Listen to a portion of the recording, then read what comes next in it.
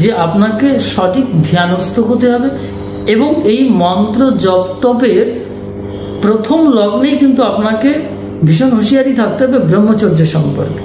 যে কোনো মন্ত্রতন্ত্র তখনই সিদ্ধ হয় যখন আপনার শরীরের সপ্তধাতু এবং ইন্দ্রিয়ের কাজ ঠিকঠাক হয়, অর্থাৎ নিয়ন্ত্রণে থাকে, তখনই সেই মন্ত্র কিন্তু অতি শীঘ্র ফলপ্রদ হতে পারে। আদারওয়াইজ সেই মন্ত্রের বিকৃতিও আসতে পারে। অনেকে মনে করেন মন্ত্র বলে দিলেই হবে, কিন্তু আমি তা মনে করি না, বা শাস্ত্র তা মনে করে না, এবং বড় বড় সিদ্ধ মহাপুরুষগণ তা মনে করেন না। কারণ আমাদের সাধনার শুরুতেই কিন্তু 25 বছরের ব্রহ্মচর্য। বিগত দিনের প্রাচীন বৈদিক ঋষিগণ এই প্রক্রিয়াতে শিক্ষা দিতেন। মন্ত্র তন্ত্র সাধন তপাদি যা কিছু সব এই প্রক্রিয়াতে শিক্ষা দিতেন। সুতরাং আমাদের প্রত্যেকেই মনে রাখতে হবে যে আমাদের যে অষ্টাঙ্গিক যে যৌগিক পদ্ধতি, সে পদ্ধতিগুলো মেনটেন করা উচিত।